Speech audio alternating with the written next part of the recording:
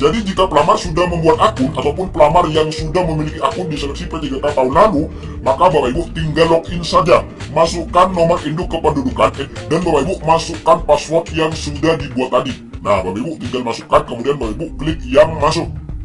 Kemudian, jika pada tahun 2021 pelamar merupakan peserta seleksi P3K Guru yang melakukan pendaftaran sampai pada tahap akhiri proses pendaftaran, nah jadi sudah menyelesaikan pendaftaran di seleksi P3K tahun lalu, dan atau hanya mengisi kelengkapan dokumen tidak akhiri proses pendaftaran, pelamar akan diarahkan ke langkah kedua, pemilihan jenis seleksi. Nah, jadi Bapak Ibu nantinya akan diarahkan ke form ini, yaitu jenis seleksi. Nah, jadi Bapak Ibu diminta untuk memilih jenis seleksi, pemilihan jenis seleksi. Kemudian, kondisi yang kedua, jika tahun 2021 pelamar merupakan peserta seleksi P3K Guru yang hanya sampai pada tahap pengisian biodata. Nah, jadi jika Bapak Ibu di seleksi P3K tahun lalu hanya sampai pengisian biodata ataupun tidak sampai mengakhiri proses pendaftaran, maka Bapak Ibu akan diarahkan ke langkah 1, yaitu biodata. Nah, ini Bapak Ibu langsung diarahkan ke langkah pertama, pengisian biodata. Nah, jadi Bapak Ibu silakan isi biodata sesuaikan dengan data yang ada. Jadi seperti itu. Nah, ini dia Bapak Ibu, pengisian biodata, silakan lengkapi isian biodata dengan benar. Ini bagi pelamar yang tidak mengakhiri proses pendaftaran di seleksi P3K tahun lalu. Jadi Bapak Ibu tinggal isikan saja sesuaikan dengan data yang ada.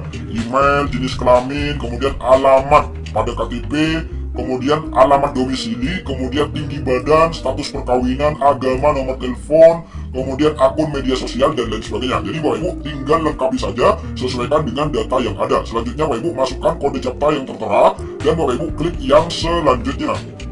Kemudian, admin akan membahas satu persatu, mulai dari pelamar prioritas 1, prioritas 2, prioritas 3, dan pelamar umum. Nah, yang pertama, admin akan membahas mengenai yang pelamar prioritas 1. Nah, kita lihat di sini, jika pelamar masuk dalam prioritas 1 dan mendapatkan formasi, maka pada saat pemilihan jenis seleksi, sistem akan menampilkan data pada dapodik pelamar serta memberikan keterangan Anda mendapatkan penempatan, lokasi penempatan Anda akan ditetapkan pada saat pengumuman. Nah, jadi jika Bapak Ibu masuk dalam prioritas 1 dan ketika login di portal SSJSN.BKN.Go.id tampilannya seperti ini, Anda mendapatkan penempatan, lokasi penempatan Anda akan ditetapkan pada saat pengumuman. Nah, jadi artinya jika tampilan Bapak Ibu sudah seperti ini, maka Bapak Ibu sudah mendapatkan formasi ataupun mendapatkan penempatan. Jadi nantinya tinggal menunggu pengumuman dan selanjutnya Bapak Ibu tinggal melakukan proses pemberkasan. Jadi seperti itu bagi pelamar yang mendapatkan formasi. Kemudian, pelamar mengisi pendidikan pelamar pada kolom pendidikan. Pilih salah satu pendidikan yang paling sesuai dengan yang Anda miliki. Kemudian klik tombol selanjutnya. Nah, jadi bagi Bapak Ibu yang sudah mendapatkan formasi ataupun mendapatkan penempatan, selanjutnya Bapak Ibu tinggal pilih pendidikan. Nah, di bagian ini Bapak Ibu tinggal klik saja pendidikan yang dimiliki, yang sesuai dengan jabatan yang dilamar. Nah, jadi jika sudah selesai memilih pendidikan, selanjutnya Bapak Ibu klik yang selanjutnya. Kemudian kondisi yang kedua, ini jika pelamar prioritas 1 namun tidak mendapatkan kuota penempatan. Nah, jadi ini bagi pelamar prioritas 1 yang tidak mendapatkan penempatan, maka di akun SSJSN akan ada tampilan seperti ini Bapak Ibu. Nah, ini dia. Mohon maaf, formasi pada instansi sudah tidak tersedia. Anda tidak dapat melanjutkan pendaftaran ini. Untuk keterangan lebih lanjut, silakan hubungi helpdesk atau call center 1500997. Nah, jadi ini bagi pelamar prioritas 1 yang tidak mendapatkan formasi. Nah, kemudian solusinya bagaimana jika tampil seperti ini? Nah, di buku panduan ini sudah dijelaskan Bapak Ibu, sudah dijelaskan. Pelamar yang menjadi prioritas 1 namun tidak mendapatkan formasi tidak dapat melanjutkan proses pendaftaran. Kemudian, bagi pelamar prioritas dapat melakukan turun.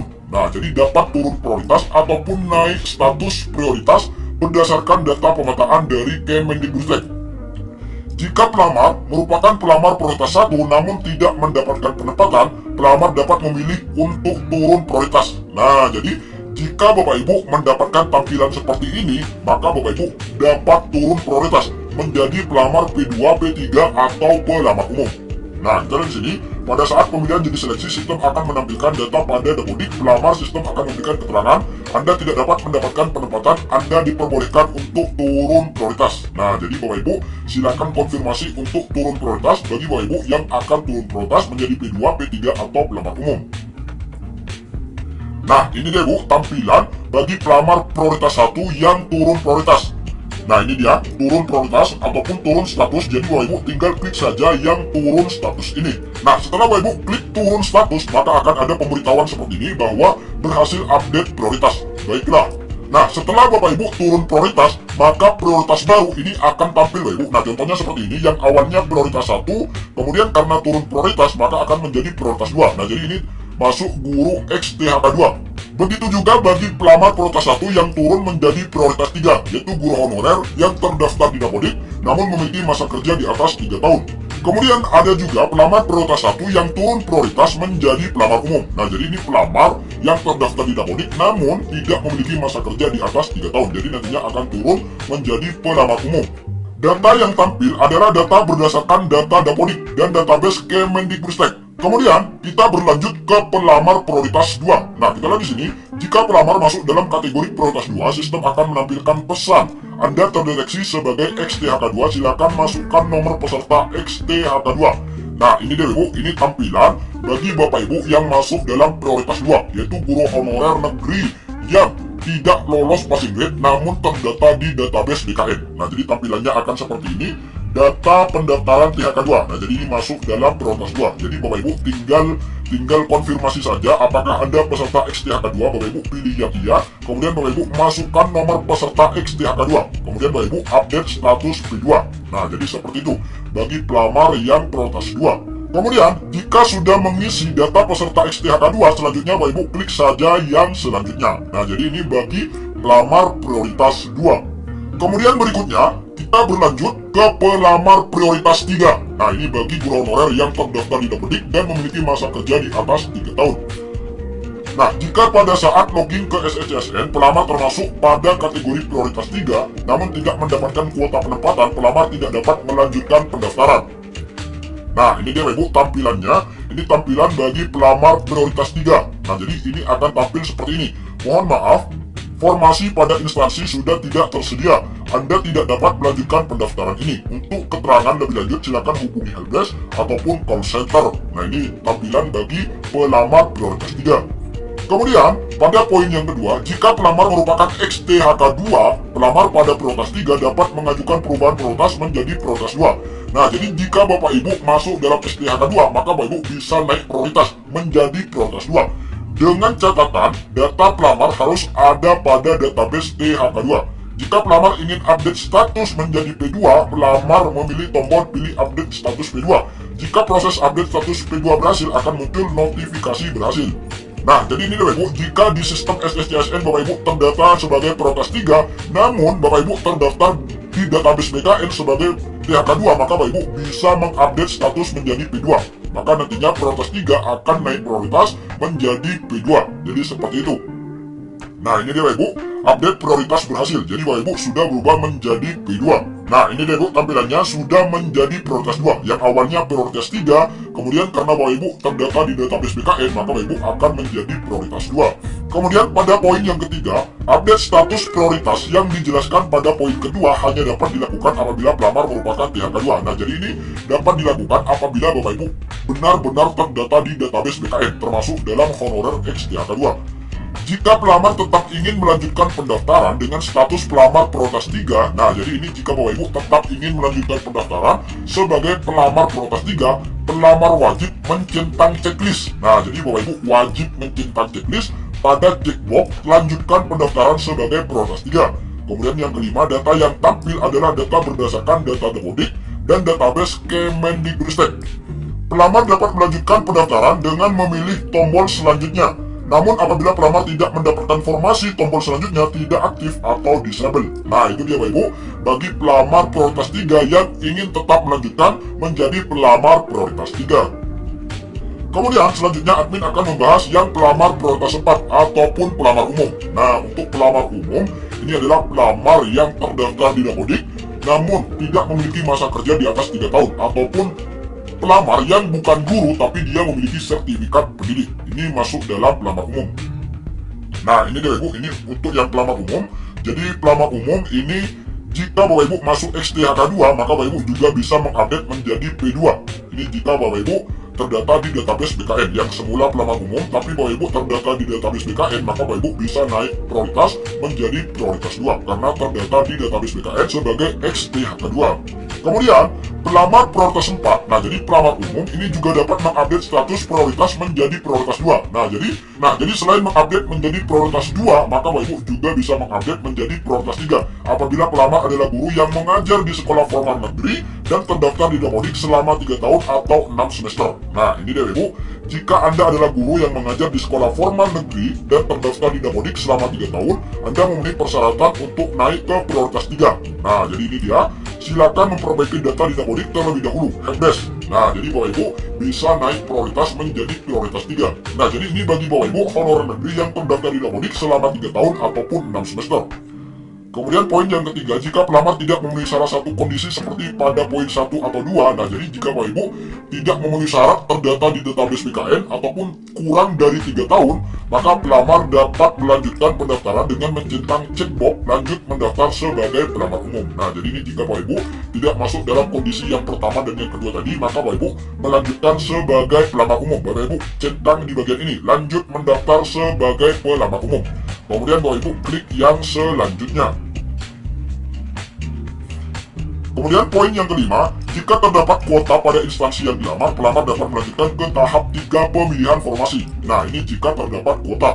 Namun, apabila pelamar tidak mendapatkan formasi, tombol selanjutnya tidak aktif atau disable. Data yang tampil adalah data berdasarkan data Damodik dan database Kemendikbudristek. Nah, selanjutnya, jika di instansi Bapak Ibu ini ada formasi, maka selanjutnya Bapak Ibu diminta untuk mengisi formasi. Nah, pada tahapan 3 mendaftar formasi, pelamar diminta untuk melengkapi data pendidikan, lokasi, jabatan yang akan dilamar. Setelah data terisi, pelamar mengisikan kode daftar, lalu memilih tombol selanjutnya. Nah, ini dia Bapak Ibu. Jadi Bapak Ibu di sini diminta untuk memilih instansi yang ingin dilamar. Nah, contohnya seperti ini, pemerintah Kabupaten Lombok Timur misalkan.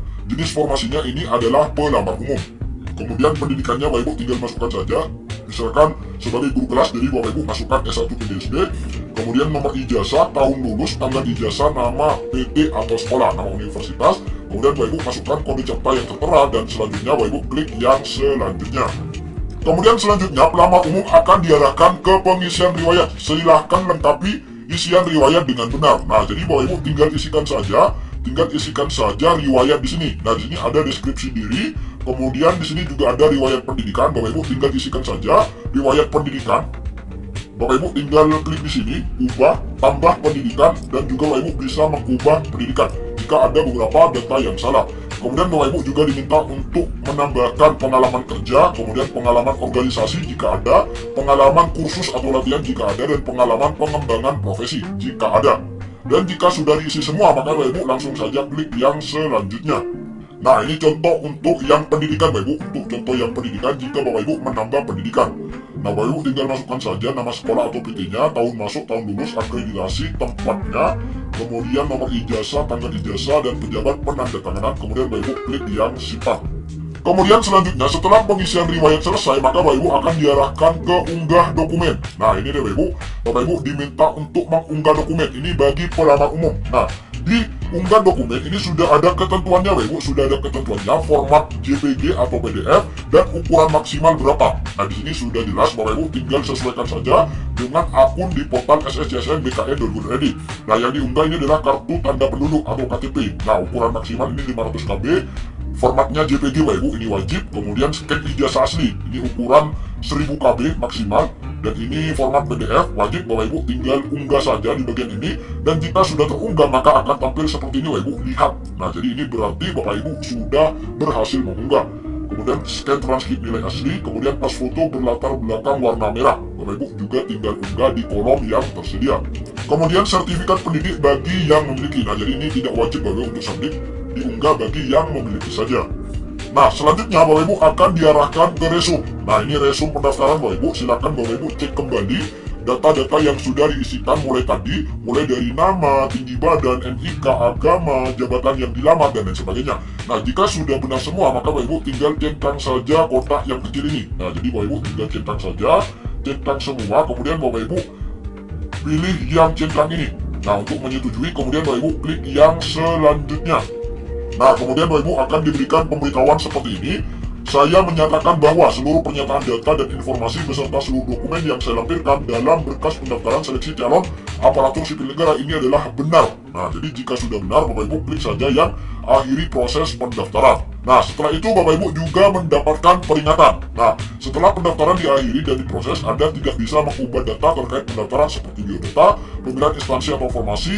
Pastikan kembali semua data terkait pendaftaran. Nah, jadi sebelum Bapak Ibu mengklik akhiri proses pendaftaran, pastikan datanya sudah benar, formasi yang dipilih sudah benar, dan data-data yang diunggah ini sudah benar. Jika sudah benar semua, Bapak Ibu klik saja yang iya.